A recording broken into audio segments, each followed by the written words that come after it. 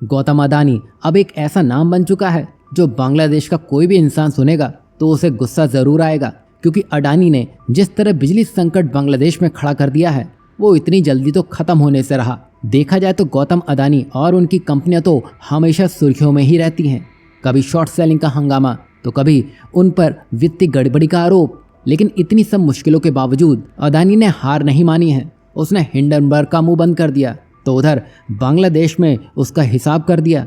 लेकिन अब अडानी ने कुछ ऐसा कर दिया है जो भारत अमेरिका के रिश्तों को नई ऊंचाइयों पर ले जाने का काम करने वाला है। दरअसल अडानी अमेरिका में $10 बिलियन का निवेश करने की घोषणा कर चुका है, जिसमें अडानी ग्रुप अमेरिका में एनर्जी सिक्योरिटी और इंफ्रास्ट्रक्चर प्रोजेक्ट में $10 बिलियन का निवेश करेगा और इससे सीधे सीधे स्थानीय स्तर पर 15,000 से ज़्यादा नौकरियां पैदा होंगी, जो आज के समय में हर अमेरिकन की मांग भी है। अब ये सुनकर काफ़ी लोग चौंक भी गए होंगे कि अरे भाई, भारत से बाहर अमेरिका में इतना पैसा क्यों लगा रहे हो। दरअसल आज भारत एक तेजी से बढ़ती इकोनॉमी में से एक है और जल्दी भारत जापान को पछाड़ते हुए $4 ट्रिलियन की इकोनॉमी बनने वाला है।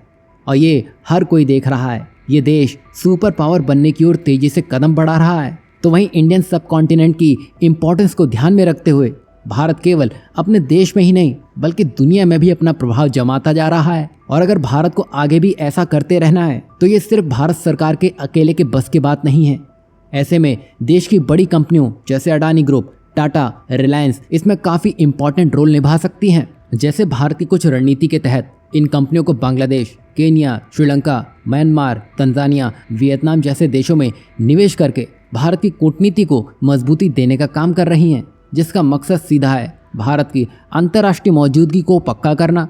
और जैसा भारत चाहता है वैसा ही हर बार नहीं होता है। कभी अमेरिका और भारत की बात नहीं बनती तो कभी कुछ प्रोजेक्ट्स को विरोध का सामना भी करना पड़ता है। और जब ये सब काफ़ी ना हो तो कोई हिंडनबर्ग जैसी रिपोर्ट आर्थिक चोट लगा देती है, जो अडानी ग्रुप पर शॉर्ट सेलिंग के आरोप लगाकर हलचल मचा देती है। इन हमलों के पीछे वे संस्थाएं भी होती हैं जो शायद भारत की बढ़ती ताकत से खुश नहीं है।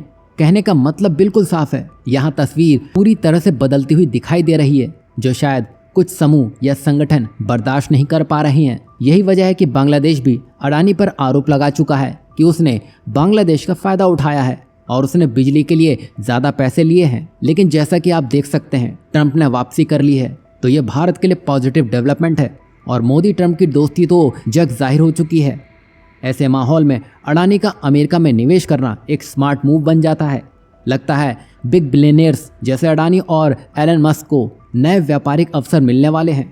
तो अडानी का ये दाव भले ही बड़ा हो, पर इसके पीछे राजनीतिक और कूटनीतिक खेल भी उतना ही दिलचस्प है। यहाँ आपको क्या लगता है, अडानी का अमेरिका में निवेश सही स्ट्रेटेजिक मूव है, या अमेरिका की जगह अडानी को यूरोप या एशिया में किसी और जगह निवेश करना चाहिए था?